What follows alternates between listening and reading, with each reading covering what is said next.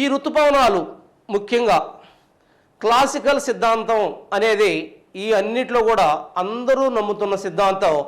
ఈ సిద్ధాంతం ప్రకారం చూసినట్టయితే ముఖ్యంగా ఈ సిద్ధాంతం ఏం చెప్తుందంటే భారతదేశం యొక్క భూభాగానికి భారతదేశం కింద ఉన్న జలభాగమైన హిందూ మహాసముద్ర భాగానికి మధ్య ఉన్న ఉష్ణోగ్రత వ్యత్యాసం కారణంగా ఋతుపవనాలు ఏర్పడుతున్నాయని చెప్తుంది. చూడండి, ఒక్కసారిగా సూర్యుడు భారతదేశం మీదకి వచ్చేసాడు. వేసవికాలంలో భారతదేశం మీదకి వస్తున్నాడు. దాన్ని మనం ఏమన్నాం? వేసవికాలం అన్నాం. మరి వేసవికాలం తర్వాత ఏ కాలం స్టార్ట్ అవుతుంది? మనకి వర్షాకాలం స్టార్ట్ అవుతుంది. అంటే జూన్ స్టార్ట్ అయింది. జూన్ స్టార్ట్ అయ్యేసరికి భారతదేశంలో ఇది భూమధ్య రేఖ అని మీరు ఒక్కసారి అనుకుంటే ఇది భూమధ్య రేఖ.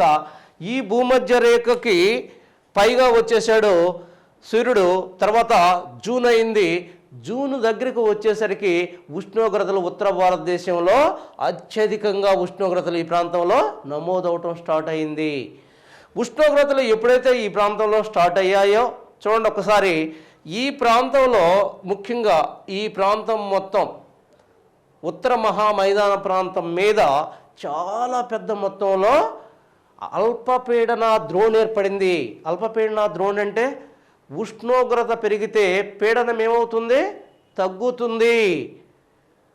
Temperature is indirectly proportional to pressure. ఉష్ణోగ్రతకు పీడనం విలోమాను సంబంధంలో ఉంటుంది. అంటే ఎలా ఉంటుందో చూడండి, ఇక్కడ ఒకసారి T is equal 1/P. Temperature పెరిగితే అంటే ఉష్ణోగ్రత పెరిగితే పీడనం తగ్గుతుంది. ఆ రకంగా టెంపరేచర్స్ పెరుగుతూ ఉన్నాయి. జూన్కి వచ్చేలాగా టెంపరేచర్స్ భయంకరంగా పెరిగాయి. దాంతో ఇక్కడ అల్పపీడన ప్రాంతం ఏర్పడింది. అదే సమయంలో దక్షిణంగా ఉన్న హిందూ మహాసముద్రం మీద చలికాలం కాబట్టి ఆ ప్రాంతంలో అధిక పీడన ప్రాంతాలుగా ఉన్నాయి. ఎప్పుడైతే ఈ పీడన వ్యత్యాసము భారతదేశం మీద అల్పపీడన ప్రాంతాలు, ఇక్కడ హిందూ మహాసముద్రం మీద అధిక పీడన ప్రాంతము ఉన్నందువల్ల ఈ పీడన వ్యత్యాసం వల్ల దీన్నే పీడన ప్రవణత అంటారు. జాగ్రత్త, ప్రతి దాన్ని మీరు గమనించాలి, చాలా క్రిటికల్గా ఉంటుంది. దీన్నే పీడన ప్రవణత అంటారు. పీడన ప్రవణత అంటే పీడన వ్యత్యాసం వల్ల పీడన ప్రవణతలో భాగంగా అధిక పీడన ప్రాంతం నుండి అల్పపీడన ప్రాంతానికి గాలులు వీస్తుంటాయి. అధిక పీడన ప్రాంతం నుండి అల్పపీడన ప్రాంతానికి గాలులు వీస్తూ ఉంటాయి. ఇక్కడ ప్రతిదీ డౌట్ వస్తుంది మీకు, జాగ్రత్తగా చూడండి. ఇది భూమధ్య రేఖ, ఇది హిందూ మహాసముద్రం. ఈ హిందూ మహాసముద్రం మీద అధిక పీడన ప్రాంతం చూడండి, అధిక పీడన ప్రాంతం. ఇక్కడ భారతదేశంలో ఇది భారతదేశం. ఈ భారతదేశంలో ఈ ప్రాంతం ఇక్కడ అల్పపీడన ప్రాంతం ఉంది. భారతదేశంలో అల్పపీడన ప్రాంతం ఉంది. అధిక పీడన ప్రవణతను అనుసరించి అదొక సిద్ధాంతం. ఆ సిద్ధాంతం ప్రకారం ఏంది? అధిక పీడన ప్రాంతం నుంచి అల్పపీడన ప్రాంతానికి గాలులు వీస్తాయి. గాలులు వీస్తాయి. మరి గాలులు వీచేటప్పుడు ఇట్నే వెళ్ళిపోవాలి కదా. ఇటు వస్తున్నాయి. ఎటు నుంచి వేస్తున్నాయి ఇవి? ఆగ్నేయం నుంచి ఎటుగా వేస్తున్నాయి ఇవి? వాయువ్యంగా వేస్తాయి. వాస్తవంగా అయితే ప్రపంచంలో వీచేదంతే. మరి భారతదేశంలోకి వచ్చేసరికి భారతదేశంలోకి ఎట్లా ఎంటర్ అవుతున్నాయి? ఇట్టు వస్తున్నాయి. భారతదేశంలోకి ఇట్టు వస్తున్నాయి. ఎలా ఎంటర్ అవుతున్నాయి? ఇట్టా భారతదేశంలోకి ఇలా వస్తున్నాయి. ఎలా వస్తున్నాయి? వాస్తవంగా అయితే ఇటు వెళ్ళిపోవాలి. మరి ఎలా వస్తున్నాయి భారతదేశంలోకి? చాలా ఇంపార్టెంట్ క్వశ్చన్ ఇది. అర్థం కాని పరిస్థితి. ఎలా వస్తున్నాయంటే దానినే కొరియాలిస్ బలము అంటారు. ఇక్కడ రెండు గుర్తుపెట్టుకోవాలి. ఒకటి పెరల్స్ లా, రెండు కొరియాలిస్ బలము. ఏంటి కొరియాలిస్ బలము అంటే భూమి బాగా వినండి, తన చుట్టూ తాను తిరగడం వల్ల భూమికి కలిగే అభికేంద్రక బలాన్నే కొరియాలిస్ బలము అంటారు. ఆ బలం వల్ల భూమధ్య రేఖను దాటుతున్నాయి కదా, భూమధ్య రేఖను దాటే ఏ వాయురాశి అయినా కుడివైపుకు తిరుగుతుంది. భూమధ్య రేఖని ఉత్తరం నుంచి దక్షిణంగా దాటితే ఎడమ వైపుకి తిరుగుతున్నాయి. అంటే అర్థం ఏంటి? భూమధ్య రేఖను దాటే ఏ వాయురాశి అయినా ఉత్తరార్ధగోళంలో కుడివైపుకి, దక్షిణార్ధగోళంలో ఎడమ వైపుకు తిరుగుతాయి. దాన్ని ఫెరల్స్ అనే శాస్త్రవేత్త సూత్రీకరించాడు. కాబట్టి దాన్ని ఫెరల్స్ లా అంటున్నాము. ఇక్కడ మనం చూసినట్టయితే ఇక్కడ భారతదేశానికి ఋతుపవనాలు ఎంటర్ కావడానికి మెయిన్ కారణం ఏంటి? కొరియాలిస్ బలం. ఆ బలాన్ని ఎవరు చెప్పుకొచ్చాడు? ఫెరల్స్ అనే అతను గుర్తించాడు. దాన్నే ఫెరల్స్ లా అంటున్నాం. మరి ఇక్కడ చూడండి, ఇవి ఇటు నుంచి ఇటు పోకుండా భారతదేశంలోకి ఎంటర్ అవుతున్నాయి. ఇక్కడికి వచ్చేలాగా కుడివైపుకు ఉంగే దాన్ని ఏమంటున్నారు? భూమికి ఉన్న కొరియాలిస్ బలం. మరి కొరియాలిస్ బలం వల్ల ఇటు వంగి భారతదేశంలోకి ఎంటర్ అవుతున్నాయి. మరి భారతదేశంలోకి ఎంటర్ అయ్యే ముందు ఇదిగో ఇక్కడ చూశారు కదా, దీంట్లో చూపిస్తున్నాను. దీన్ని సింపుల్గా ఇది బ్రాడ్గా చూపిస్తున్నాను. ఇక్కడ సింపుల్గా చూసాం, ఇది బ్రాడ్గా చూస్తున్నాం. భారతదేశంలోకి ఎంటర్ అయ్యి చూడండి వరుసగా ఈ రకంగా వెళ్ళిపోతూ ఉన్నాయి. ఏదైతే హిందూ మహాసముద్రం మీద నుంచి వచ్చే ఈ గాలులు అగాధ జలాలు చాలా పెద్ద వాటర్ మీద నుంచి వస్తున్నాయి కాబట్టి, నీటి మీద నుంచి ప్రయాణిస్తున్నాయి కాబట్టి వాటికి కావలసినంత మొత్తంలో నీటిని ఆ గాలులో నీటి మీద ప్రయాణించేటప్పుడు గాలి నీటితో రాపిడి చెందుతుంది. దానివల్ల ఉష్ణోగ్రత పెరుగుతుంది. ఉష్ణోగ్రత పెరిగిన గాలి ఎంత కావాలంటే అంత నీటి ఆవిరి రూపంలో తీసుకుంటుంది. నీటి ఆవిరి రూపంలో తీసుకువచ్చిన ఈ గాలుల్లో ఈ భూమధ్య రేఖను దాటి భారతదేశంలో ప్రవేశించినప్పుడు ఇక్కడ ఉన్న పర్వతాలని తాకి పైకి లేచిన తర్వాత చల్లబడి ఈ ప్రాంతంలో వర్షపాతాన్ని ఇస్తున్నాయి. ఇది ఋతుపవన వ్యవస్థ. మరి ఇంతవరకు మనం ఋతుపవన వ్యవస్థను గురించే చెప్పుకున్నాం. మరి భారతదేశంలో ఈ ఋతుపవన వ్యవస్థ ఏ విధంగా మూవ్ అవుతుంది, ఎక్కడెక్కడికి మూవ్ అవుతుంది అనేది మనం చెప్పుకుంటున్నాం. ప్రస్తుతం మనం చూసినట్టయితే దీన్ని మొదటగా నైరుతి ఋతుపవన కాలము అంటున్నాం. ఇప్పుడు మనం భారతదేశాలకి ఋతుపవనాలు ఎలా ప్రవేశించి ఏ రకంగా వర్షపాతాన్ని ఇచ్చాయి అనేది ఫస్ట్ మనం ఇంట్రడక్షన్గా చెప్పుకున్నాం. మరి ఆ ఋతుపవనాలు ఎన్ని రకాలు, ఆ ఋతుపవనాలని ఏ రకంగా వర్గీకరించారు, మరి అవి ఏ రకంగా భారతదేశంలో ఏ ప్రాంతాలకు ఎంటర్ అయ్యి ఎక్కడెక్కడ వర్షపాతాన్ని ఇస్తున్నాయి, ఎక్కడెక్కడ వర్షపాతాన్ని ఇవ్వటం లేదు అనేది మనం ఇప్పుడు చూస్తాం. భారతదేశంలో వర్షాకాలం అంటున్నాం, అదే ఋతుపవన కాలం అంటున్నాం. మరి దాన్ని రెండు రకాలుగా మనం వర్గీకరించడం జరిగింది. ఒకటి నైరుతి ఋతుపవన కాలము. ఇది ఎక్కడి నుంచి వస్తుంది? మనకి వేసవకాలం ఎక్కడికి అయిపోయింది? మనకి జూన్ మధ్యకి అయిపోయింది. మరి ఈ నైరుతి ఋతుపవన కాలం మనకి ఎక్కడి దాకా వస్తుంది? జూన్ మధ్య నుండి మనకి సెప్టెంబర్ వరకు వస్తుంది. జూన్ మధ్య నుంచి సెప్టెంబర్ వరకు వస్తుంది. ఈ కాలంలో భారతదేశానికి అధిక వర్షపాతం సంభవిస్తుంది. ఈ రెండు కాలాలని జస్ట్ ఒక రెండు నిమిషాలు మీకు వీటి యొక్క డిఫరెన్స్ చెప్తాను చూడండి. ఈ రెండు కాలాల్లో రెండు కూడా ఋతుపవన కాలాలు అయినప్పటికీ ఈ కాలంలో భారతదేశానికి 80 నుంచి 85% వర్షపాతం ఈ కాలంలోనే సంభవిస్తుంది. ఈ కాలంలో కేవలం 10 నుంచి 15% లేదా 5 నుంచి 10% మాత్రమే ఈ కాలంలో సంభవిస్తుంది. ఈ విషయాన్ని జాగ్రత్తగా గుర్తుంచుకోవాలి. మరి నైరుతి ఋతుపవన కాలం అన్నాం, ఇది జూన్ నుంచి సెప్టెంబర్ వరకు ఉంది అని చెప్పాం. ఇక్కడ చూడండి, జూన్ వచ్చేసరికి యాక్చువల్గా మనం ఏమనుకున్నాం, మే వచ్చేసరికి అధిక ఉష్ణోగ్రతలు వచ్చాయి. ఆ ఉష్ణోగ్రతల వల్ల కింద ఏదైతే హిందూ మహాసముద్రం మీద నుంచి ఈ గాలులు ఋతుపవన గాలులు అంటారు వాటిని, ఆ ఋతుపవన గాలులు భారతదేశంలోకి ఎంటర్ అయ్యాయి.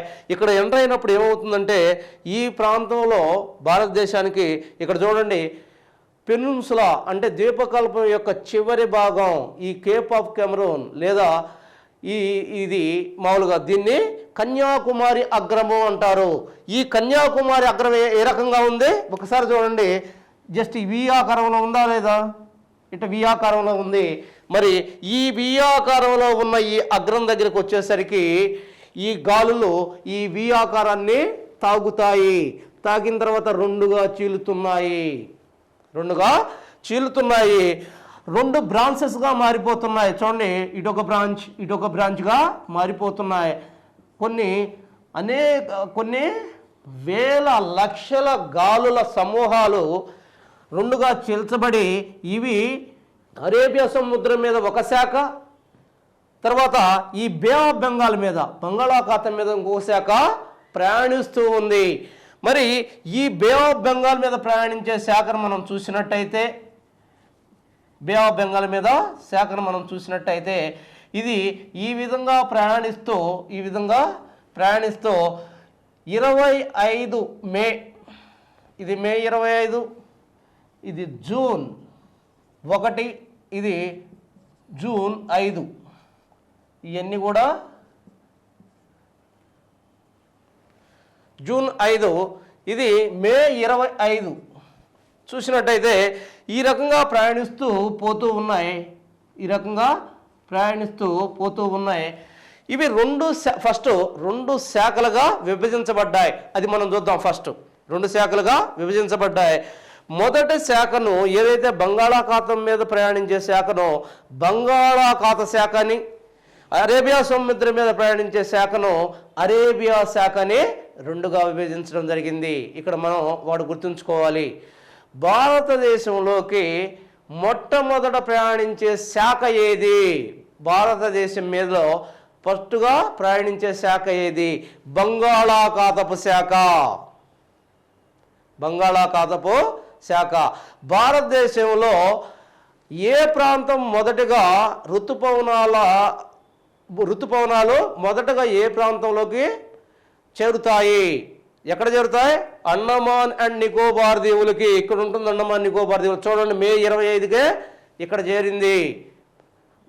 అలా కాకుండా అది కేంద్రపాలిత ప్రాంతం. అలా కాకుండా భారతదేశంలో ఏ రాష్ట్రం ముందుగా ఋతుపవనాలు చేరుతాయి అన్నప్పుడు మనకి ఇక్కడ ఏమొస్తుంది?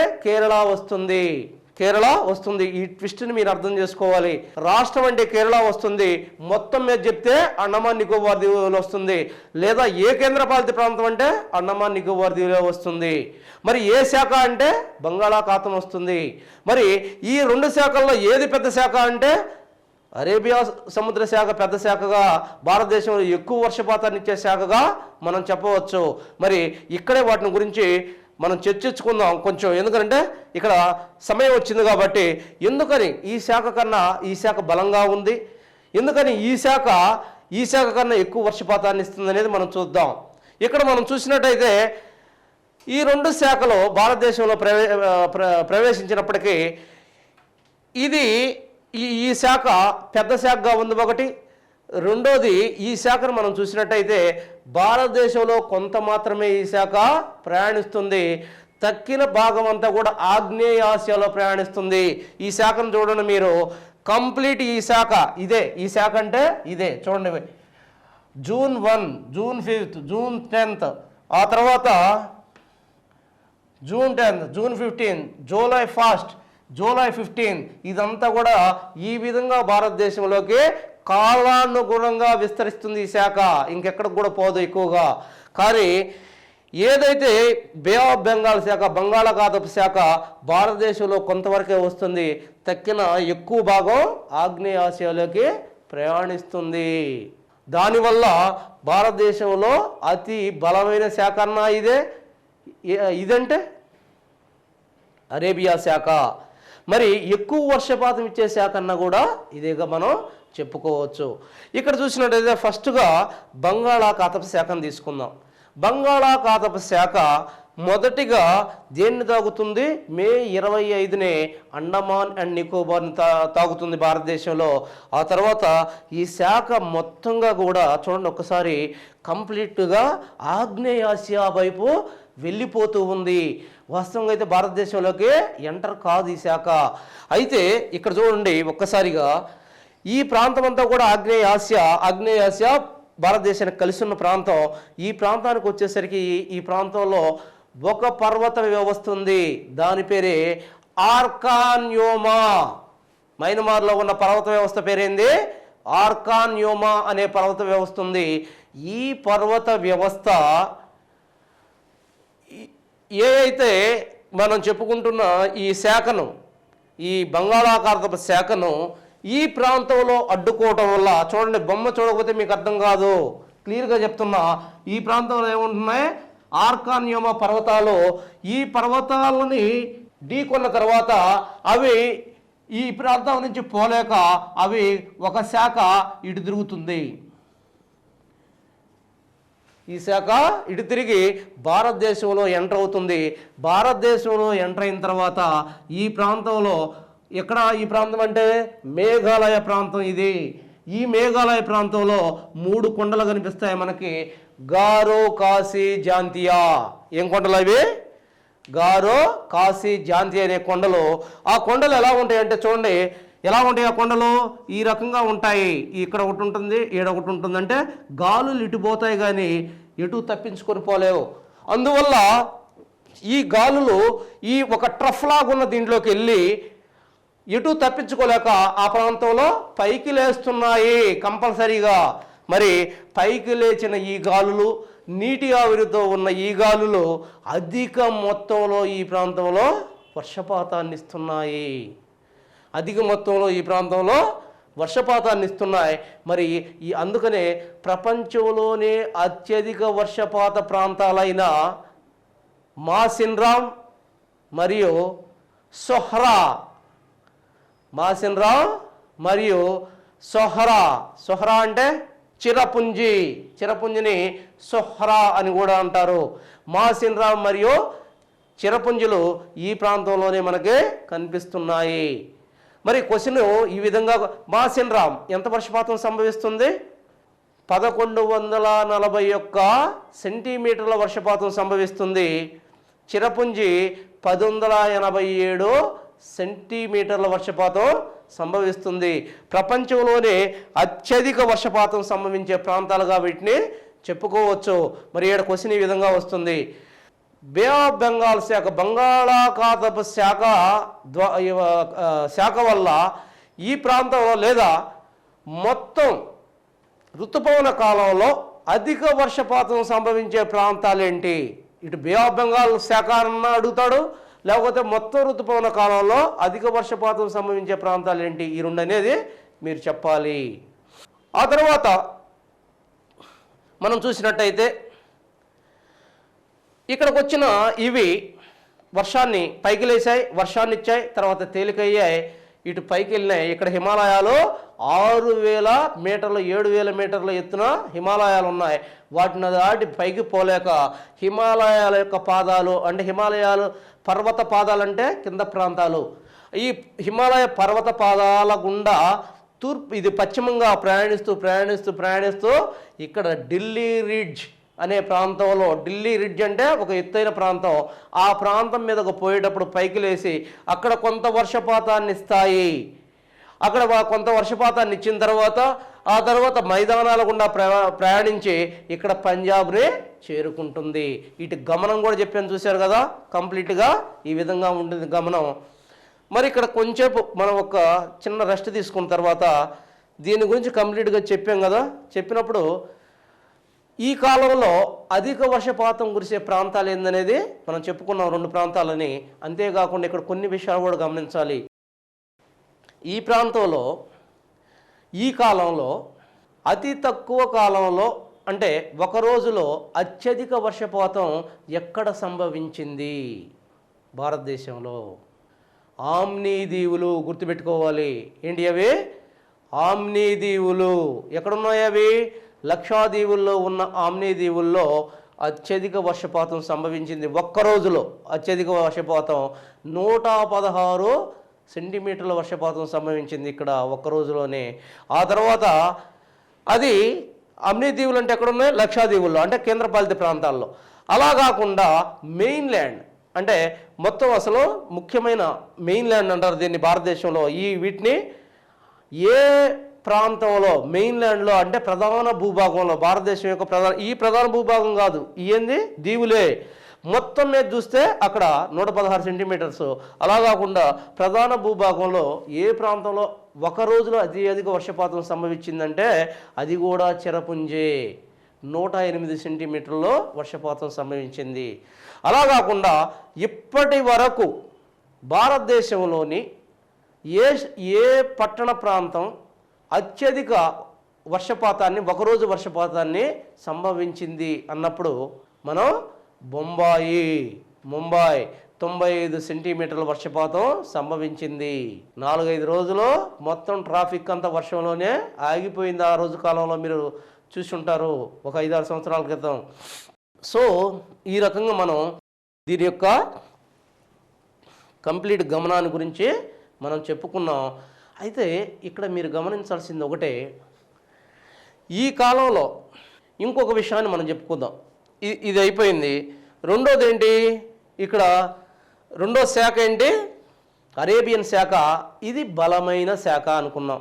అరేబియన్ శాఖ దీని మీద ప్రయాణిస్తుంది, అరేబియా సముద్రం మీద ప్రయాణిస్తుంది. జూన్ 1కి వచ్చేసరికి చూడండి, ఇక్కడ జూన్ 1కి వచ్చేసరికి ఈ ప్రాంతాన్ని ఢీకొనింది. ఏ ప్రాంతాన్ని ఢీకొనింది జూన్ 1కి వచ్చేసరికి?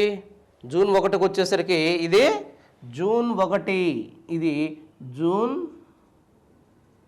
1వ తేదీకి వచ్చేసరికి ఎక్కడికి వచ్చింది? ఇది మలయాళ తీరాన్ని, మలబార్ తీరాన్ని తాకింది, అంటే కేరళాన్ని తాకింది. ఈ కేరళాలు తాకిన తర్వాత ఈ ప్రాంతంలో ఏమున్నాయి, చాలా ఎత్తైన పర్వత వ్యవస్థ ఉంది. వాటినే పశ్చిమ కనుమలు అంటున్నాం. మరి ఈ పశ్చిమ కనుమలు తాకిన తర్వాత ఇవి పైకి లేపబడి, పశ్చిమ కనుమలు తాకిన తర్వాత పైకి లేపబడి ఈ ప్రాంతంలో విస్తారమైన వర్షపాతం సంభవించింది ఇక్కడ. ఆ తర్వాత చూడండి, ఇక్కడ చూసినట్టయితే అయితే తమిళనాడు మీద కూడా ఇవి ప్రయాణించాయి, కానీ తమిళనాడుకి వర్షపాతం ఇవ్వవు. అది తర్వాత మనం మాట్లాడుకుందాం. ఇక్కడ కేరళకే అధిక వర్షపాతం ఉంటుంది. తమిళనాడు మీదకు ప్రయాణించినా సరే తమిళనాడు మీద వర్షపాతం ఇవ్వవు. ఆ తర్వాత జూన్ 5న ఏ రాష్ట్రం మీద ప్రయాణిస్తున్నాయి ఇవి అని చూసినట్టయితే కర్ణాటక, ఆంధ్రప్రదేశ్కే వర్షపాతాన్ని ఇస్తున్నాయి. అయితే ఆంధ్రప్రదేశ్లో కూడా దక్షిణ ఆంధ్ర రాష్ట్రము అంటే నెల్లూరు, ఆ తర్వాత నెల్లూరు ప్రాంతాలకే వర్షపాతం ఉండదు, అది కూడా గమనించాలి. ఆ తర్వాత చూడండి, జూన్ 10 కల్లా ఇవి మహారాష్ట్ర, ఆ తర్వాత మధ్యప్రదేశ్లో కొంత భాగం, తర్వాత వెస్ట్ బెంగాల్లో ప్రయాణిస్తున్నాయి. ఆ తర్వాత మనం చూసినట్టయితే జూన్ 15 కల్లా ఇవి మహారాష్ట్ర, అంతేకాకుండా మధ్యప్రదేశ్, ఇక్కడ ఉత్తరప్రదేశ్లో ప్రయాణించాయి. తర్వాత మనం చూసినట్టయితే జూలై 1కి గుజరాత్, ఆ తర్వాత ఇక్కడ రాజస్థాన్, ఆ తర్వాత పంజాబ్, ఢిల్లీ ప్రాంతాల్లో వీటి యొక్క గమనం మనం గమనిస్తాం. ఆ తర్వాత ఎప్పుడైతే జూలై 15 కల్లా చివరగా ఇవి రాజస్థాన్, ఆ తర్వాత పంజాబ్లోకి ఎంటర్ అవుతున్నాయి. అంటే వీటి గమనం కాలానుగుణంగా భారతదేశంలో విస్తరిస్తూ చివరిగా జూన్ 15 కల్లా పంజాబ్ని చేరుకున్నాయి. ఇందాక మనం చూసాం ఈ శాఖ లాస్ట్కి ఎక్కడ చేరుకుంది, ఇది ఎక్కడ మొదలైంది ఈ శాఖ? మే 25 నుంచి మొదలైంది, 25-29 మధ్యలో మొదలైంది. ఏ శాఖ ఇది? బే ఆఫ్ బెంగాల్ శాఖ, బంగాళాఖాతపు శాఖ. చిన్నగా ఇది జూన్ 29 కల్లా ఈ ప్రాంతానికి వచ్చిందే అని మనం చెప్పుకున్నాం. ఇక్కడ ఇది అరేబియా సముద్ర శాఖ కూడా చిన్నగా విస్తరిస్తూ జూలై 15, జూలై 29 కల్లా ఈ ప్రాంతాన్ని చేరుకుంది. ఎక్కడ? పంజాబ్ చేరుకుంది. వాడు అడిగే క్వశ్చన్ ఎట్టు అడుగుతాడంటే, ఈ రెండు శాఖలు ఎక్కడ కలుసుకున్నాయి? పంజాబ్ ప్రాంతంలో కలుసుకున్నాయి. ఈ రెండు శాఖలు పంజాబ్ ప్రాంతంలో కలుసుకున్నాయి. మరి ఇంతవరకు దీంతో నైరుతి ఋతుపవన కాలం అయిపోయింది. మరి నైరుతి ఋతుపవనాలని ఎందుకు అన్నారు? చాలా జాగ్రత్తగా గమనించాలి. వచ్చేదేమో ఇవి ఇక్కడి నుంచి చూడండి, ఒక్కసారి చూడండి. ఇవి ఈ ప్రాంతం హిందూ మహాసముద్రం నుంచి ఎట్టొస్తున్నాయి, ఈ రకంగా వస్తున్నాయంటే ఆగ్నేయ వ్యాపార, ఇది ఆగ్నేయం అంటారు, దీన్ని ఆగ్నేయము అంటారు. వాటిని గురించి మీకు ఖచ్చితంగా తెలిసి ఉండాలి. వీటిని ఆగ్నేయం అంటారు. ఈ ఆగ్నేయ వ్యాపారపవనాలు వచ్చేస్తున్నాయి కదా, వీటిని నైరుతి ఋతుపవనాలని ఎందుకు అంటున్నారు? ఇటు చూడండి, మనం ఇందాక ఏం చెప్పుకున్నాం, భూమధ్య రేఖను దాటిన తర్వాత ఇవి కుడివైపుకు వంచబడతాయని చెప్పుకున్నాము. ఈ కుడివైపుకు వంచబడినప్పుడు ఎటు నుంచి వస్తున్నట్టు అనిపిస్తుంది? ఏ పవనమైనా సరే ఎటు నుంచి వస్తుంది, ఏ దిశ నుంచి వస్తుంది అన్న దాని మీదే దానికి పేరు పెట్టడం జరుగుతుంది. తూర్పు నుంచి వస్తే తూర్పు పవనాలు అంటున్నాం, దక్షిణం నుంచి వస్తే దక్షిణ పవనాలు అంటాం, ఆగ్నేయం నుంచి వస్తే ఆగ్నేయ పవనాలు అంటాం. దానికి పేరు లేదు. ఏ దిశ నుంచి వస్తే ఆ పవనం. ఇక్కడ చూడండి, ఆగ్నేయంగా వస్తున్నాయి, ఆగ్నేయ వ్యాపార పవనాలు అన్నాం. ఈ వ్యాపార పవనాలు దీన్ని దాటిన తర్వాత ఇటు వంచబడ్డాయి కాబట్టి ఇటు నుంచి వస్తున్నట్టు చూస్తున్నాం కాబట్టి ఇది నైరుతి కాబట్టి నైరుతి వ్యాపార పవనాలు అంటున్నాం, నైరుతి ఋతుపవనాలు అంటున్నాము. మరి ఈ నైరుతి ఋతుపవనాలను మనం చూసినట్టయితే ఇవి కూడా జూన్ 29 కల్లా ఇక్కడ చేరాయి. ఈ రెండు కూడా ఈ ప్రాంతంలో ఎక్కడ పంజాబ్ ప్రాంతంలో రెండు కలిసిపోయాయి. సో దాంతో మనకు నైరుతి ఋతుపవన కాలం అయిపోయింది. అయితే ఇక్కడ కొన్ని విషయాలు మనం గమనించాలి, చాలా జాగ్రత్తగా గమనించాలి. ఈ ప్రాంతాల్లో మనకి ఇందాక చెప్పుకున్నట్టు అత్యధిక వర్షపాత ప్రాంతాలు చెప్పుకున్నాం. అంతేకాకుండా ఒక రోజులో అత్యధిక వర్షపాతాలు కూడా మనం చెప్పుకున్నాం. కానీ కొన్ని విషయాలు ఏంటంటే ఈ కాలంలో మనకి నైరుతి ఋతుపవన కాలంలో కొద్ది ప్రాంతాలు తప్పితే అన్ని ప్రాంతాలకి ఈ కాలంలోనే భారతదేశంలో వర్షపాతం సంభవించడం మనం చూస్తాం. మరి కురవని ప్రాంతాలు ఏంటి చూడండి ఒక్కసారి. ఉత్తరం నుంచి దక్షిణానికి వర్షపాతం తగ్గుతుంది భారతదేశంలో ఈ కాలంలో. ఎక్కడి నుంచి? ఉత్తరం నుంచి దక్షిణానికి. దానికి కారణం ఏంటి? దక్షిణంలో ఈ గాలుల్ని అడ్డుకుని ఏదైనా ఈ గాలులు అడ్డుకుంటేనే ఈ గాలులు పైకి లేస్తాయి, పైకి లేస్తేనే చల్లబడతాయి, చల్లబడితేనే వర్షపాతం వస్తుంది. దక్షిణంలో వీటిని ఆపి పైకి లేపే పర్వత వ్యవస్థ ఇక్కడ లేకపోవడమే ఇక్కడ తక్కువ అవడానికి కారణం అవుతుంది. అదే ఉత్తర భారతదేశంలో ఎక్కడ చూసిన పర్వతాలే వాటిని అడ్డుకుంటున్నాయి, పైకి లేపుతున్నాయి. ఇంకొక విషయం మీరు గమనించాలి, ఈ కాలంలో ఋతుపవన కాలంలో ఏ రకమైన వర్షపాతం వస్తుందంటే పర్వతీయ వర్షపాతము. ఇందాక మనం ఏం చెప్పాం? వేసవి కాలంలో సంవహన వర్షపాతం అని చెప్పాం. ఇక్కడ పర్వతీయ వర్షపాతం అనే దాన్ని గుర్తుపెట్టుకోవాలి. సో ఈ కాలంలో వర్షపాతం పొందని ప్రాంతాలేంటి అని మనం చూసినట్టయితే, రాష్ట్రంగా చూసినట్టయితే తమిళనాడు రాష్ట్రం మొత్తంగా వర్షపాతం పొందదు. ఎందుకనంటే ఇక్కడ ఏ పర్వతాలు ఉన్నాయి? మనకి నీలగిరి పర్వతాలు ఉన్నాయి. ఈ నీలగిరి పర్వతాలు చూడండి ఈ రకంగా ఉంటాయి. అంటే ఈ గాలులు వీసే దిశకి సమాంతరంగా ఉన్నాయి. అలా కాకుండా ఇలా ఉన్నాయి అనుకోండి, వాటిని తాకి పైకి లేచి వర్షపాతం వస్తుంది. అలా కాకుండా వాటికి సమాంతరంగా ఉండి వీటిని తాకకుండానే వాటి నుంచి పక్క నుంచి వెళ్ళిపోతూ ఉన్నాయి, వర్షపాతం కురిసే అవకాశం లేదు. దానివల్ల ఈ ప్రాంతంలో ఏ రాష్ట్రానికి అని అడిగినప్పుడు కంప్లీట్గా తమిళనాడు రాష్ట్రానికి వర్షపాతం లేదు. తమిళనాడుని ఆనుకుని ఉన్న ఉత్తర తమిళనాడు, దక్షిణ ఆంధ్రప్రదేశ్కి కూడా అంటే నెల్లూరు ఈ జిల్లాలకి వర్షపాతం లేదు. అంతేకాకుండా ఇక్కడ చూడండి, ఈ ప్రాంతంలో ఉన్న ఏ అయితే పశ్చిమ కనుమల్ని టచ్ అయ్యి పైకి లేచి అధిక వర్షపాతాన్ని ఇక్కడ మనం ఇస్తున్నాయని చెప్పాం. మరి అధిక వర్షపాతం ఈ ప్రాంతంలో మనకు కనిపిస్తుంది.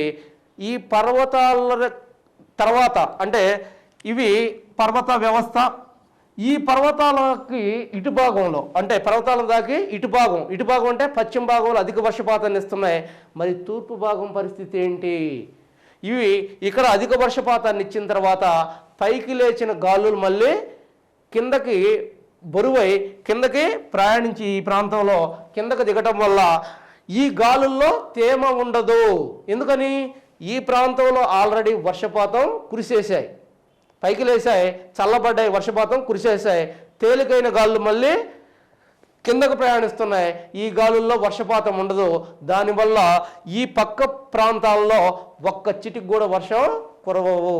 దానివల్ల ఈ ప్రాంతాలన్నీ కూడా వర్షఛాయా ప్రాంతాలుగా మారిపోతాయి. వాటినే వర్షఛాయా ప్రాంతాలు అంటారు. ఇక్కడ వర్షం అనేది కురవదు ఈ కాలంలో. మరి అవి ఏంటి అని అడుగుతాడు, చాలా జాగ్రత్తగా గుర్తుపెట్టుకోవాలి. వాటిని గుజరాత్లో సౌరాష్ట్ర ప్రాంతము, ఒక్కొక్క స్టేట్లో ఒక్కొక్క ప్రాంతాన్ని ఖచ్చితంగా గుర్తుపెట్టుకోవాలి. గుజరాత్లో సౌరాష్ట్ర ప్రాంతం, మహారాష్ట్రలో విదర్భ ప్రాంతం, పశ్చిమ బెంగాల్లో పురులియా ప్రాంతం, మరి ఒరిస్సాలో కోరాపుట్ ప్రాంతం, అంతేకాకుండా ఆంధ్రాలో రాయలసీమ ప్రాంతము, ఆంధ్రాలో రాయలసీమ ప్రాంతం. ఇవన్నీ కూడా ఎక్కడ కనిపిస్తున్నాయి మనకి? ఇవన్నీ కూడా మనకి ఈ ప్రాంతంలో కనిపిస్తూ ఉన్నాయి. అంటే ఇదిగో ఈ ప్రాంతం అంతా కూడా వర్షఛాయ ప్రాంతం. చూడండి, ఈ ప్రాంతం అంతా కూడా వర్షఛాయ ప్రాంతం. ఈ ప్రాంతంలో వర్షం సంభవించదు. ఒకటి తమిళనాడు, తర్వాత దక్షిణాంధ్ర, తర్వాత ఇవి వర్షఛాయ ప్రాంతాలు. ఆ తర్వాత ఇంకొకటి ఇక్కడ కూడా వర్షపాతం సంభవించదు ఈ కాలంలో. ఎక్కడది? రాజస్థాన్ ప్రాంతంలో, రాయలసీమ కాదు, రాజస్థాన్ ప్రాంతంలో. ఈ రాజస్థాన్ ప్రాంతంలో మనం చూసినట్టయితే ఇక్కడ కూడా వర్షపాతం ఎందుకు సంభవించదు? ఇక్కడ ఆరావళి పర్వతాలు కూడా ఇవి ప్రయాణించే దిశకు సమాంతరంగా ఉన్నాయి. ఆరావళి పర్వతాలే ఉన్నాయి ఇక్కడ. రాజస్థాన్లో ఒకే ఒక పర్వతాలు కనిపిస్తాయి మనకు, పెద్ద పర్వతాలు, వాటిని ఆరావళి పర్వతాలు అంటున్నాం. మరి ఈ ఆరావళి పర్వతాలు వీటిని అడ్డుకోవు. ఈ గాలులను అడ్డుకొని పైకి లేపి వర్షాన్ని ఇవ్వనివ్వవు. ఇవి సమాంతరంగా ఉన్నాయి కాబట్టి ఇక్కడ వర్షపాతం సంభవించదు. ఆ తర్వాత లాస్ట్గా చూసినట్టయితే అసలు ఈ ఋతుపవనాలు అనేవి జమ్మూ కాశ్మీర్లోకి ఎంటర్ కాలేవు. ఎందుకని? జమ్మూ కాశ్మీర్ దగ్గర హిమాలయ పర్వతాలు ఉన్నాయి కాబట్టి ఆ హిమాలయ పర్వతాలను దాటిపోలేవు కాబట్టి ఇవి వాటి పైగా ఇవి పోలేవు కాబట్టి జమ్మూ కాశ్మీర్లో ఇవి ఎంటర్ కావు. మరి జమ్మూ కాశ్మీర్లో ఎంటర్ కానప్పుడు ఇక్కడ ఉన్న ద్రాస్ అనే ప్రాంతం, లడఖ్లోనే ద్రాస్ అనే ప్రాంతంలో ఇవి ఎంటర్ కాకపోవడం వల్ల అతి తక్కువ వర్షపాతం సంభవిస్తుంది. 5 సెంటీమీటర్ల వర్షపాతం మాత్రమే సంభవిస్తుంది. అదే భారతదేశంలో అతి తక్కువ వర్షపాతం ఈ కాలంలో సంభవించే ప్రాంతము. మరి ఆ సెకండ్గా చూసినట్టయితే రాజస్థాన్లోని జైసల్మేర్ ప్రాంతం 12 సెంటీమీటర్ల వర్షపాతం మాత్రమే సంభవిస్తుంది. అది రెండవ అతి తక్కువ వర్షపాత ప్రాంతంగా మనం చెప్పుకోవచ్చు. వీటిని మాత్రం మనం క్షుణ్ణంగా గమనించాలి. మరి ఈ మొత్తం కాలాల్లో మనం చూసినట్టయితే ఏ ప్రాంతంలో అధిక వర్షపాతం సంభవిస్తుంది, ఏ ప్రాంతంలో అల్ప వర్షపాతం సంభవిస్తుంది, ఏ ప్రాంతాల్లో అధిక వర్షపాతం సంభవిస్తుంది చూడండి ఒకసారి. ఇటు చూడండి, ఇక్కడ పశ్చిమ కనుమల దగ్గర అధిక వర్షపాతం సంభవిస్తుంది, 300 సెంటీమీటర్ల వర్షపాతం, సంవత్సరిక వర్షపాతం. ఆ తర్వాత చూస్తే ఇక్కడ నార్త్ ఈస్ట్లో అధిక వర్షపాతం సంభవిస్తుంది. మరి ఈ మధ్యంతా కూడా కొంత మధ్యస్థ వర్షపాతాలు సంభవిస్తాయి. అతి తక్కువ వర్షపాతాలు ఎక్కడ సంభవిస్తాయి అని మనం కానీ చూసినట్టయితే అసలు తమిళనాడుకి వర్షపాతం లేదు, దక్షిణ ఆంధ్రప్రదేశ్కి వర్షపాతం లేదు, ఆ తర్వాత ఇక్కడ ఏదైతే వర్షఛాయ ప్రాంతాల్లో వర్షపాతం లేదు. అతి తక్కువ వర్షపాతం రాజస్థాన్లో నమోదవుతుంది. వాస్తవంగా అయితే ఇక్కడ 12 సెంటీమీటర్ల వర్షపాతం జైసల్మేర్ దగ్గర నమోదవుతుంది. దానికి కారణం ఏమని చెప్పాం? ఆరావళి పర్వతాలు ఈ గాలులను అడ్డుకోకపోవడం. తమిళనాడులో కూడా ఎందుకని? ఇక్కడ ఉన్న నీలగిరి పర్వతాలు గాలులను అడ్డుకోకపోవడం, దీంతో ఇదవుతుందని చెప్పాం. అంతేకాకుండా ఇవన్నీ కూడా ఋతుపవనాలు ఇక్కడ ప్రవేశించినప్పటికీ తక్కువ వర్షపాతాన్ని పొందిన ప్రాంతాలు.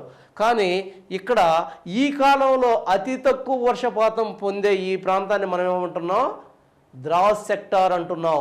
మరి ఈ ద్రాస్ సెక్టార్ యొక్క డిఫరెన్స్ ఏంటంటే, ఈటికి ఉన్న డిఫరెన్స్ ఏంటంటే, ఈ ప్రాంతంలో అతి తక్కువ వర్షపాతాన్ని పొందడానికి కారణం ఏంటంటే అసలు ఋతుపవనాలు ఎంటర్ కాకపోవడమే ఈ ప్రాంతానికి. ఈ ద్రాస్ సెక్టార్లో 5 సెంటీమీటర్ల వర్షపాతం మాత్రమే నమోదవుతుంది ఈ ప్రాంతంలో. ఈ విషయాన్ని మనం క్షుణ్ణంగా గమనించాలి. దీంతో మనకి నైరుతి ఋతుపవనం కాలం అయిపోయింది. ఏం జరిగింది నైరుతి ఋతుపవన కాలంలో? 85% భూభాగంలో వర్షపాతాలు సంభవించినాయి. ఇక్కడ చూస్తే మీకు అర్థమవుతుంది. కానీ విచిత్రం ఏంటంటే ఈ కాలంలో ఇటు తూర్పు నుంచి పశ్చిమంగా వర్షపాతం తగ్గుతూ వస్తుంది. చూడండి మీరు, ఇక్కడికి వచ్చేలాక వర్షపాతం చాలా తక్కువైంది, ఇక్కడ వర్షపాతం చాలా ఎక్కువ. ఇటు నుంచి ఇటు వర్షపాతం తగ్గుతూ వస్తుంది. దానికి ముఖ్యమైన కారణం ఏంటంటే ఈ ప్రాంతాలలో ఇక్కడి నుంచి ఇటు వచ్చేటప్పుడు ఈ ప్రాంతాలలో తేమను ఈ గాలులు ప్రయాణించేటప్పుడు తేమను ఇవ్వగల సోర్సెస్ ఈ ప్రాంతాల్లో లేకపోవడమే చాలా జాగ్రత్తగా గమనించాలి. ఆ తర్వాత ఉత్తరం నుంచి దక్షిణానికి వచ్చే కొద్ది కూడా వర్షపాతం తగ్గుతుంది. దానికి కారణం ఏంటంటే ఈ గాలులని ఆపి వాటిని పైకి లేపి తద్వారా వర్షపాతాన్ని పొందే ఎత్తైన పర్వత వ్యవస్థ దక్షిణాన లోపించడం వల్ల దక్షిణ భారతదేశంలో ఉత్తర భారతదేశంతో పోల్చిన తక్కువ వర్షపాతం సంభవిస్తూ ఉంది. ఆ తర్వాత మనం చూసినట్టయితే ఈశాన్య ఋతుపవన కాలము. ఇప్పటివరకు మనం భారతదేశ శీతోష్ణ స్థితిలో శీతాకాలం, వేసవికాలం, వర్షాకాలం, మరి వర్షాకాలంలో ఉన్న నైరుతి ఋతుపవన కాలాన్ని గురించి క్షుణ్ణంగా మనం అధ్యయనం చేయడం జరిగింది. మరి చివరగా ఈశాన్య ఋతుపవన కాలము. ఈశాన్య ఋతుపవన కాలం అనేది భారతదేశంలో చివరి కాలంగా మనం చూస్తాం. మరి ఈశాన్య ఋతుపవన కాలం ఇది కూడా భారతదేశానికి వర్షపాతాన్ని ఇస్తుంది. భారతదేశానికి దక్షిణంగా ఉన్న హిందూ మహాసముద్రం నుంచి భారతదేశంలోకి ప్రవేశించిన లేదా ఎంటర్ అయిన వాయు వ్యవస్థ, ఈ వాయు వ్యవస్థనే మనం ఋతుపవన వ్యవస్థ అంటున్నాం. దీన్నే నైరుతి ఋతుపవన వ్యవస్థ అన్నాం. ఈ నైరుతి ఋతుపవన వ్యవస్థ భారతదేశం మొత్తం కూడా విస్తరించి భారతదేశం మొత్తంలో కూడా 80% వర్షపాతాన్ని ఇచ్చింది అనేక ప్రాంతాలకి. మరి కొన్ని ప్రాంతాలకు వర్షపాతాన్ని ఇది ఇవ్వలేదు. మరి ఈ వర్షపాతాన్ని ఇచ్చిన తర్వాత ఈ 2 శాఖలు కూడా మనం చెప్పిన 2 శాఖలు కూడా ఇవి పంజాబ్ దగ్గరగా ఒకటయ్యాయని చెప్పుకున్నాం. పంజాబ్ దగ్గరకి ఈ 2 శాఖలు చేరేసరికి మనకి జూలై మాసం సంభవిస్తుంది. జూలై వరకు ఇవి ఇక్కడ చేరిన తర్వాత ఈ ప్రాంతం అంతా కూడా వర్షపాతాన్ని ఇస్తూ ముఖ్యంగా సెప్టెంబర్ చివరి నాటి దాకా కూడా ఈ ప్రాంతంలో ఈ గాలులు ఉండటం మనం గమనిస్తాం. మరి సెప్టెంబర్ అయ్యేసరికి భారతదేశంలో శీతోష్ణ స్థితి పరిస్థితులు మారిపోతాయి. దానికి ప్రధాన కారణం ఏంటంటే ఇక్కడ ఇందాక మనం చెప్పుకున్నట్టు సూర్యుడు దక్షిణం నుంచి ఉత్తరానికి ఉత్తరాయణాంతం లేదా ఉత్తరాయణము వల్ల భారతదేశంలో ఋతుపవనాలు ఏర్పడ్డాయి. మరి అదే కాలంలో సెప్టెంబర్ వచ్చేసరికి సూర్యుడు దక్షిణాయనము అంటే ఉత్తరం నుంచి ఉత్తరార్ధగోళం నుంచి దక్షిణార్ధగోళానికి ప్రయాణిస్తాడు. ఎప్పుడైతే సూర్యుడు దక్షిణార్ధగోళానికి ప్రయాణిస్తాడో భారతదేశంలో ఉష్ణోగ్రతలు క్రమేణా తగ్గుతూ ఉంటాయి. సెప్టెంబర్ కాలానికి వచ్చేసరికి ఈ ప్రాంతంలో మనకి ఉష్ణోగ్రతలు క్రమేపీ తగ్గుతూ ఉంటాయి. సెప్టెంబర్లో ఇక్కడ చూడండి, భారతదేశం యొక్క మైదాన ప్రాంతం మొత్తం కూడా ఉష్ణోగ్రతలు క్రమేపీ తగ్గుతూ మరి ఈ ప్రాంతంలో మొత్తం కూడా అధిక పీడన ప్రాంతాలు ఏర్పడతాయి సెప్టెంబర్లో. ఎప్పుడైతే ఇక్కడ అధిక పీడన ప్రాంతాలు ఏర్పడతాయో అదే కాలంలో సూర్యుడు దక్షిణార్ధగోళానికి అంటే దక్షిణార్ధగోళంలోకి ప్రవేశించడం వల్ల భారతదేశానికి కిందగా ఉన్న హిందూ మహాసముద్ర జలాలు కానీ ఇటు తూర్పు పశ్చిమాలుగా విస్తరించి ఉన్న అరేబియా మరి బంగాళాఖాతపు శాఖల్లో కానీ జలాల యొక్క ఉష్ణోగ్రతలు పెరుగుతాయి. ఎప్పుడైతే ఈ జలాల యొక్క ఉష్ణోగ్రతలు పెరుగుతాయో హిందూ మహాసముద్రం మీద అల్పపీడన ప్రాంతాలు ఏర్పడతాయి. అల్పపీడన ప్రాంతాలు హిందూ మహాసముద్రం మీద ఏర్పడ్డాయి. అధిక పీడన ప్రాంతం భారతదేశం యొక్క ఉత్తర భాగంలో మనకు కనిపిస్తూ ఉంది. ఇందాక చెప్పుకున్నట్టు పీడన ప్రవణత అనే దాని ద్వారా అధిక పీడన ప్రాంతం ఎక్కడుంది ఇక్కడ చూడండి, ఎక్కడుంది? ఉత్తర భారతదేశంలో ఉంది. ఉత్తర భారతదేశం నుంచి గాలులు దక్షిణం వైపు వీచి ఎక్కడైతే అల్పపీడన ప్రాంతం ఉందో హిందూ మహాసముద్రంలో అల్పపీడన ప్రాంతం వైపుకి ప్రయాణిస్తాయి. వీటిని ఈశాన్య ఋతుపవనాలు అంటున్నారు. ఎందుకని? చూడండి, నైరుతి ఋతుపవనాలు భారతదేశంలోకి ప్రవేశించాయి. ఈశాన్య ఋతుపవనాలు భారతదేశంలో నుంచి తిరోగమిస్తున్నాయి. ఎక్కడికి తిరోగమిస్తున్నాయి ఇవి? ఎక్కడైతే అల్పపీడన ప్రాంతం ఉన్న హిందూ మహాసముద్ర ప్రాంతం వైపుకి ప్రయాణిస్తున్నాయి. చూడండి, ఇవి ఈ రకంగా ప్రయాణిస్తే ఇవి ఈ రకంగా ప్రయాణిస్తాయి. ఎప్పుడు జరుగుతుంది అది? ఈ రకంగా ప్రయాణిస్తాయి. అది ఎప్పుడు జరుగుతుంది? ఇది ఈ రకంగా ప్రయాణించటం అనేది ఏ కాలంలో ఎప్పటి నుంచి జరుగుతుంది? ఇది సెప్టెంబర్లో స్టార్ట్ అవుతుంది. ముఖ్యంగా అక్టోబర్ తర్వాత నవంబర్ కల్లా 3 దశలుగా అయితే ఈ వాయు ప్రవాహాలు ఋతుపవనాలు భారతదేశాన్ని వదిలివేసి హిందూ మహాసముద్రం వైపుకి ప్రయాణిస్తాయి. అక్టోబర్లో ఇవి స్టార్ట్ అవుతున్నాయి. అక్టోబర్లో స్టార్ట్ అయిన తర్వాత అక్టోబర్ మధ్యలోకి మొదటగా చూడండి, అక్టోబర్ మధ్య కల్లా ఇవి ఢిల్లీని వదిలేస్తున్నాయి. తర్వాత అక్టోబర్ సెప్టెంబర్లో మనం చూసినట్టయితే ఈ సెప్టెంబర్లో ఇవి మధ్య భారతదేశాన్ని వదిలివేస్తున్నాయి. ఆ తర్వాత నవంబర్కి వచ్చేసరికి దక్షిణ భారతదేశాన్ని వదిలివేసి హిందూ మహాసముద్రం వైపుకు ప్రయాణిస్తున్నాయి. అయితే వీటిలో మనం గమనించాల్సినది ఏంటంటే ఇవి నైరుతి ఋతుపవనాలు అంటే నైరుతి నుంచి వచ్చాయి కాబట్టి నైరుతి ఋతుపవనాలు అన్నాం. ఈశాన్య ఋతుపవనాలని ఎందుకు అంటున్నామంటే చూడండి, ఈశాన్యం వైపు నుంచి ఇవి ప్రయాణిస్తున్నాయి. ఇది ఈశాన్యం అంటారు. ఒక్కసారి గమనించాలి, ఇది ఏమంటారు? ఇది ఉత్తరం, ఇది దక్షిణం, ఇది పడమర, ఇది తూర్పు. ఈ ఉత్తర తూర్పు ఈ భాగాన్ని ఈశాన్యం, దీన్ని వాయువ్యమని, దీన్ని నైరుతి అని, దీన్ని ఆగ్నేయంగా మనం పిలుస్తున్నాం. సో ఇక్కడ చూడండి, ఇటు నుంచి వస్తున్నాయంటే ఇవి ఈశాన్యం గుండా వస్తున్నాయి కాబట్టి ఈశాన్య దిశ నుంచి రావడం వల్ల వీటిని ఈశాన్య ఋతుపవనాలు అంటారు.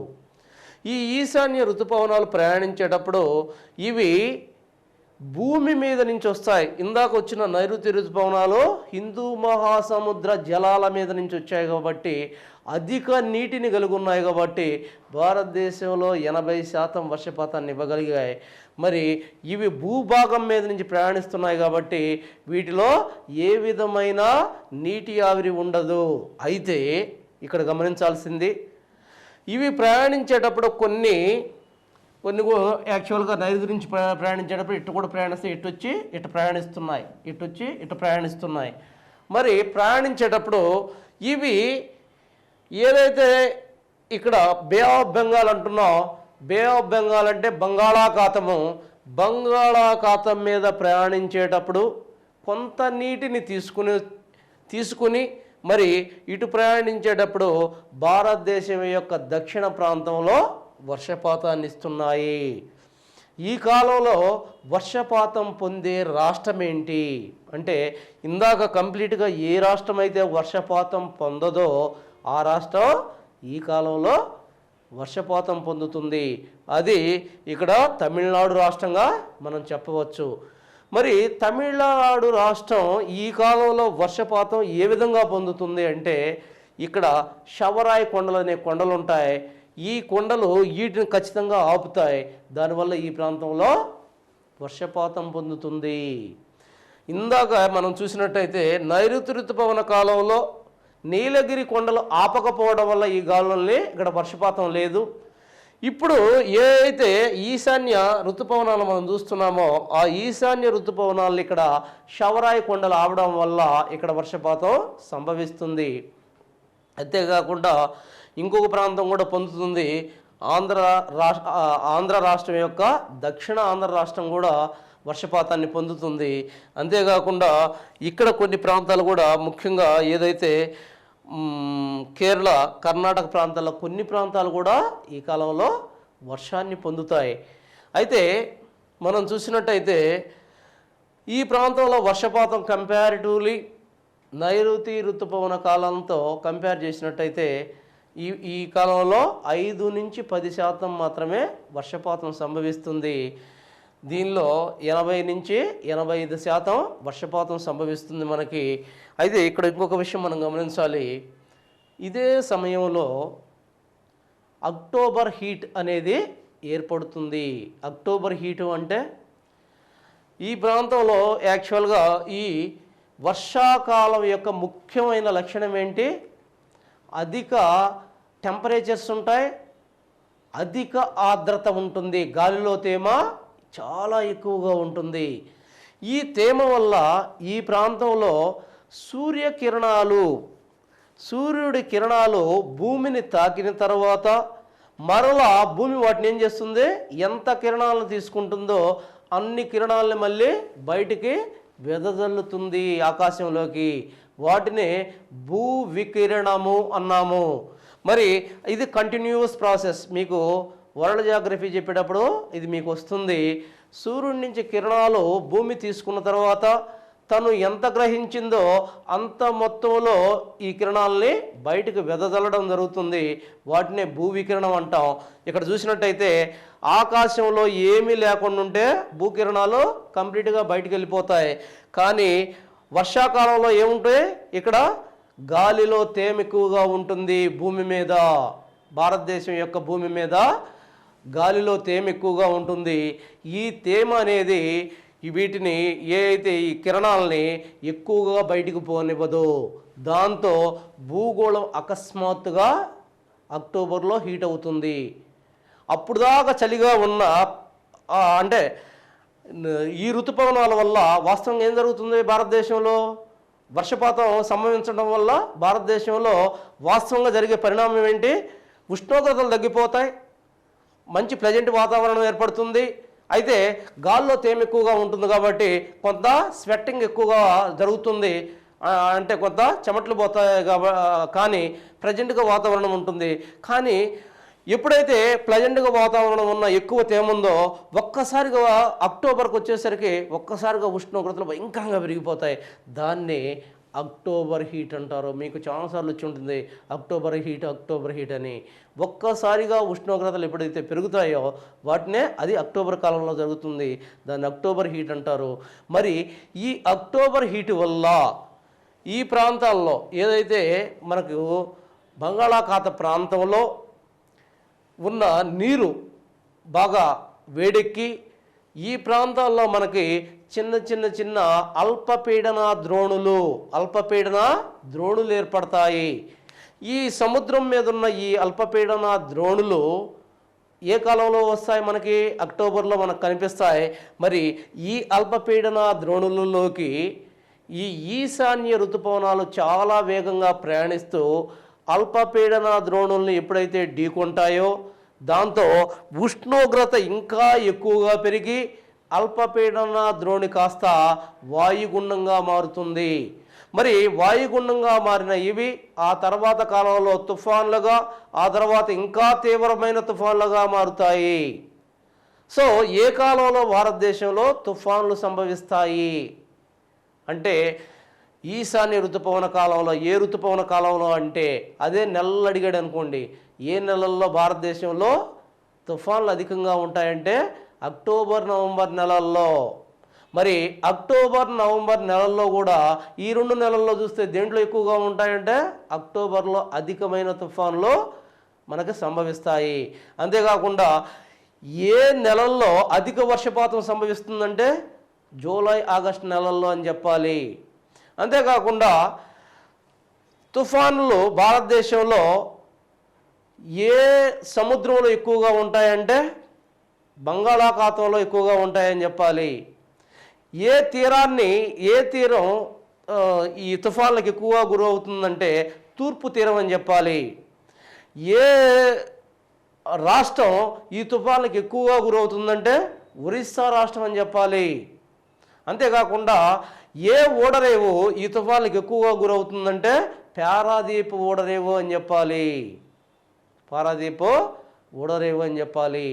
అయితే బంగాళాఖాతంలో ఏర్పడే చక్రవాతాలు, వీటిని చక్రవాతాలు అంటారు. ఈ చక్రవాతాల్ని బంగాళాఖాతంలో తుఫానులు అంటారు. అదే హిందూ మహాసముద్రంలో వీటిని సైక్లోన్లు అంటారు. ఈ రకంగా మనం చూసినట్టయితే భారతదేశంలో నైరుతి ఋతుపవన కాలం మనకి నవంబర్తో ఎండ్ అవుతుంది. ఈ కాలంలో మనం గుర్తుంచుకోవాల్సింది ఏంటంటే వర్షపాతం తక్కువగా ఉంటుంది.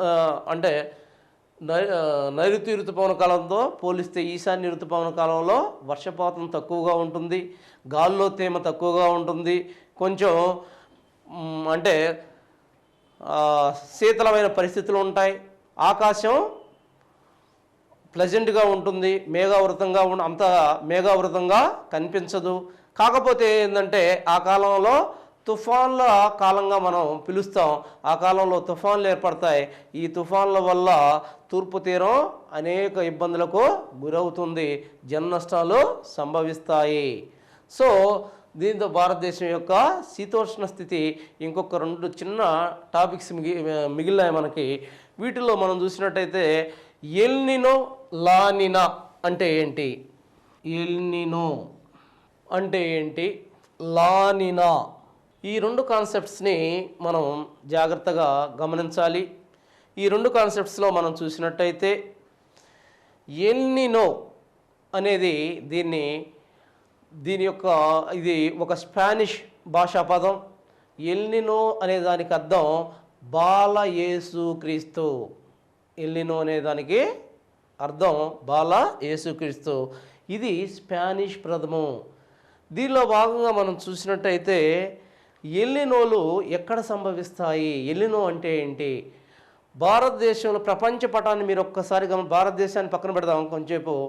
ప్రపంచ పటాన్ని మీరు ఒక్కసారి గమనించినట్టయితే దక్షిణ అంటే యుఎస్ఏ కాకుండా దక్షిణ అమెరికా ప్రాంతంలో, దక్షిణ అమెరికా యొక్క పశ్చిమ ప్రాంతంలో పెరు అనే దేశం ఉంటుంది.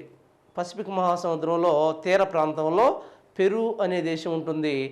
ఆ పెరు అనే దేశాన్ని తాకుతూ ఒక మహాసముద్రం యొక్క అంటే సముద్ర కరెంట్స్ అంటే ప్రవాహాలు ప్రవహిస్తూ ఉంటాయి. ఈ ప్రవాహాలు ప్రవహిస్తూ ఉండే ప్రవాహాన్ని ఏమంటారంటే హంబోల్డ్ శీతల ప్రవాహము అంటారు. మహాసముద్రాల్లో సముద్ర ప్రవాహాలు ఒక చక్రీయ ఆకారంలో నిరంతరంగా ప్రవహిస్తూ ఉంటాయి. వాటి వల్ల ఆ ప్రాంతాల్లో శీతోష్ణ స్థితిలో తీవ్ర ప్రభావానికి గురవుతాయి. అదంతా మనకు తెలిసిందే. మరి ఇక్కడ చూసినట్టయితే అది దక్షిణ అమెరికా ప్రాంతంలో పశ్చిమ తీర ప్రాంతంలో పెరు అనే దేశం ఉంది. ఆ దేశాన్ని తాకుతూ ప్రయాణించే మా సముద్ర ప్రవాహాన్ని ఏమంటామంటే హంబోల్డ్ శీతల ప్రవాహము అంటారు. మరి హంబోల్డ్ శీతల ప్రవాహం ప్రవహించేటప్పుడు ఏమవుతుంది, అధిక పీడన ప్రాంతాలు అక్కడ కనిపిస్తాయి. చూడండి, యాక్చువల్గా దీన్ని చాలా జాగ్రత్తగా గమనించాలి, లేకపోతే అర్థం కాని పరిస్థితి ఇది. ఇక్కడ భారతదేశం ఉంది. మరి ఈ ప్రాంతంలో మనం చూసినట్టయితే దక్షిణ అమెరికా ప్రాంతం అనుకోండి, ఇక్కడ పెరు ఉంది, ఇక్కడ హిందూ మహాసముద్రం ఉంది, ఇక్కడ అధిక పీడనం ఉంది, ఇక్కడ శీతల ప్రవాహం ప్రవహిస్తుంది కాబట్టి అధిక పీడనం ఉంది. మరి ఇక్కడి నుంచి వచ్చే గాలులు ఏదైతే హిందూ మహాసముద్రం మీద నుంచి వచ్చే గాలులు, ఇక్కడ హై ప్రెజరు, ఈ రెండిటికి హై ప్రెజర్ ఉండటం వల్ల ఈ రెండిటి యొక్క గాలులు అధిక పీడన ప్రాంతాలు కాబట్టి రెండు అధిక పీడన గాలికున్న లక్షణం ఏంటి, పీడన ప్రవర్తనతకి నేను చెప్పాను ఇందాకే. గాలి యొక్క మెయిన్ లక్షణం అధిక పీడన ప్రాంతం నుంచి అల్పపీడన ప్రాంతానికి కంటిన్యూస్గా వీస్తూ తను ఎంత పీడనంలో ఉందో అక్కడ కూడా అంతే పీడనంగా ఉండడానికి ఎప్పుడూ నిరంతరం ప్రయత్నిస్తూ ఉండటమే గాలి యొక్క లక్షణం. దీనిలో భాగంగా అధిక పీడన ఈ ప్రాంతాల నుంచి ఇక్కడ భారతదేశంలో అప్పుడు ఏమనుకున్నాం, మాన్సూన్స్ అప్పుడు అంటే వేసవికాలంలో అల్పపీడన ట్రఫ్, ఒక పెద్ద అల్పపీడన ట్రఫ్ అంటారు దాన్ని, ఏర్పడి ఉంటుంది ఈ ప్రాంతంలో. అల్పపీడన ట్రఫ్ ఏర్పడి ఉంటుంది ఈ ప్రాంతంలో వేసవికాలంలో. మరి ఈ ప్రాంతం నుంచి గాలులు ఇక్కడికి రావడమే మనం మాన్సూన్స్ అని చెప్పుకున్నాం. మరి గాలులు ఈ ప్రాంతం నుంచి ఇక్కడికి వస్తున్నాయి, అధిక పీడన ప్రాంతం నుంచి. ఇక్కడి నుంచి కూడా అధిక పీడన ప్రాంతం నుంచి కూడా గాలులు వస్తాయి. దీంతో రెండు గాలులు రెండు దిక్కుల నుంచి కలిపి చాలా మొత్తంలో భారతదేశానికి గాలులు ప్రవేశిస్తాయి. దానివల్ల భారతదేశంలో అధిక వర్షపాతం సంభవిస్తుంది, అది వరదలకు కారణమవుతుంది. ఇది ఎప్పుడు సంభవిస్తుంది? లానినా కాలంలో. లానినా అంటే బాలిక, లానినా అనే దానికి అర్థం బాలిక. ఇది కూడా స్పానిష్ వర్డే. లానినా అంటే బాలిక అని అర్థం. ఈ కాలంలో అధిక వర్షపాతం ఇక్కడ సంభవిస్తుంది. దీనికి కారణం ఏంటంటే ఇక్కడ శీతల ప్రవాహం ఉంటుంది, దాని పేరే హంబోల్ట్ ప్రవాహం. ఇది ప్రపంచంలో కంటిన్యూస్గా జరుగుతుంది. కాబట్టి భారతదేశానికి 4-5 సంవత్సరాలు 5-6 సంవత్సరాలు వరుసగా వర్షపాతం సంభవిస్తుంది, పెద్దగా కరువులు కనిపించవు. ఇది లానినా పరిస్థితి. మరి అకస్మాత్తుగా ఏం జరుగుతుంది చూడండి. ఇక్కడ ఈ ప్రాంతంలోనే ఇదే దక్షిణ అమెరికా. యాక్చువల్గా దక్షిణ అమెరికా ఎట్టుంటుంది? ఇది దక్షిణ అమెరికా చూస్తే యాక్చువల్గా ఇది దక్షిణ అమెరికా. ఈ దక్షిణ అమెరికాలో చూస్తే ఇది పెరు ప్రాంతం, ఇది పెరు ప్రాంతం. ఈ ప్రాంతంలో చూడండి, ఈ ప్రాంతంలో హంబోల్ట్ కరెంట్ ఉందని చెప్పాం, శీతల ప్రవాహం. ఈ శీతల ప్రవాహం స్థానంలో అకస్మాత్తుగా 5-6 సంవత్సరాలు లేదా 7 సంవత్సరాలు, 5 నుంచి 7 సంవత్సరాలకు ఒక్కసారి అకస్మాత్తుగా ఈ శీతల ప్రవాహ స్థానంలో వేడి ప్రవాహం రీప్లేస్ అవుతుంది. అర్థమైందా? వేడి ప్రవాహం ఈ ప్రాంతంలో శీతల ప్రవాహం కాకుండా అకస్మాత్తుగా వేడి ప్రవాహం వస్తుంది. దానిని ఎల్నినో ప్రవాహము అంటాము. ఎల్నినో ప్రవాహం అంటాము. వేడి ప్రవాహం ఎంత టెంపరేచర్ ఉంటుందంటే, మరి వేడి ప్రవాహం ఇక్కడ వచ్చినందువల్ల ఏ పరిణామాలు సంభవిస్తాయి? ఏ పరిణామాలు సంభవిస్తాయంటే, ఒక్కసారిగా వేడి ప్రవాహం రావడంతో ఇక్కడ అనేక లక్షల్లో జలచరాలు చనిపోతాయి. ఆంకోయి రకానికి చెందిన లక్షల చేపలు చనిపోతాయి ఇక్కడ. అంతేకాకుండా ఇక్కడ ఈ నష్టం జరిగితే మరి భారతదేశానికి జరిగే నష్టం ఏంటి? భారతదేశానికి జరిగే నష్టం ఏంటి అని ఆలోచిస్తున్నట్టయితే, ఈ ప్రాంతంలో ఉష్ణ ప్రవాహం వల్ల ఇక్కడ ఏ పీడనం ఏర్పడుతుంది? అల్పపీడనం ఏర్పడుతుంది. గమనించాలి, ఉష్ణోగ్రత పెరిగితే పీడనం అల్పం అవుతుంది కాబట్టి అల్పపీడనం ఏర్పడుతుంది. ఇక్కడ అల్పపీడనం ఉంది. మరి భారతదేశంలో చూడండి, ఇక్కడ భారతదేశంలో ఇది లో ప్రెజరే, ఇక్కడ లో ప్రెజరే ఏర్పడింది. మరి ఇక్కడ చూస్తే హై ప్రెజర్ ఉంది, ఇది హై ప్రెజర్, ఇది హై ప్రెజర్గా ఉంది. మరి ఈ హై ప్రెజర్ నుంచి గాలులు ఎటుపోవాలి? రెండు వైపులకు వెళ్తాయి. అప్పుడు అంటే భారతదేశంలోకి ఇది లేకపోతే కంప్లీట్గా వచ్చే ఈ గాలులు ఇక్కడ లో ప్రెజర్ ఏర్పడడం వల్ల పెరుగు తీరంలో ఈ ఎల్నినో కారణంగా లో ప్రెజర్ ఏర్పడడం వల్ల, అంటే తక్కువ పీడనం అల్పపీడనం ఏర్పడడం వల్ల గాలులు కొన్ని ఇటు, మరి సగం గాలులు మాత్రమే భారత్లోకి ప్రవేశిస్తాయి. ఋతుపవన గాలులో సగం వరకు మాత్రమే. ఈ రెండు కూడా హిందూ మహాసముద్రంలో ఏర్పడిన ఋతుపవన గాలుల్ని ఈ రెండు పంచుకోవటం వల్ల భారతదేశంలోకి ఋతుపవన కాలంలో వచ్చే వర్షపాతంలో కేవలం కొద్ది వర్షపాతం మాత్రమే భారతదేశంలో కురవడం జరుగుతుంది. దానివల్ల తీవ్రమైన కరువు కాటకాలు సంభవిస్తాయి భారతదేశంలో. దీనిని ఎల్నినో ఎఫెక్ట్ అంటారు. దీన్నే ఎల్నినో ఎఫెక్ట్ అంటారు.